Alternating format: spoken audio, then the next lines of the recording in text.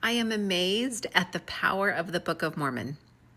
And I know we hear that all the time, but there has just been some amazing things that have happened recently where miracles literally happen by sacrificing a little bit of their time to do this. And because their soul just said, this is what I need, sometimes it's really hard when you hear that and you're like, okay, I'm going to do it. But then for whatever reason, we don't.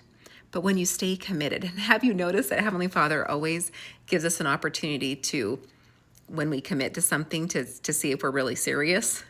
The follow through on it is where the miracles lie. And just recently, I was talking to my daughter, and I just said, man, you have a little skip in your step, and it's been missing for a little bit. And she says, yeah, I decided that I'm going to read the Book of Mormon before this date. And she completed that. And she goes, it's made a huge difference. And I'm like, okay. Well, our guest on our podcast this week, he said, he was in jail. He was just going through the worst. He was the lowest of lows. And he said, I was raised in the church, but I'd never read the Book of Mormon. But I knew through miracles, the Book of Mormon was just placed in his cell that wasn't there before.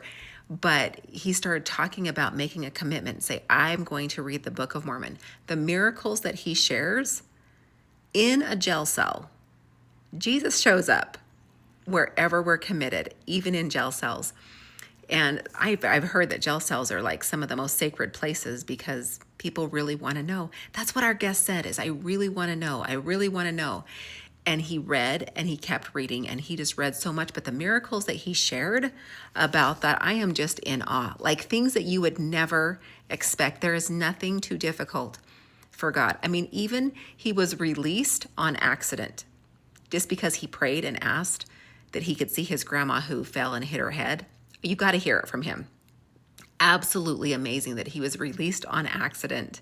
Found out it was an accident. He went and turned himself back in and continued reading the Book of Mormon, and more miracles and more miracles.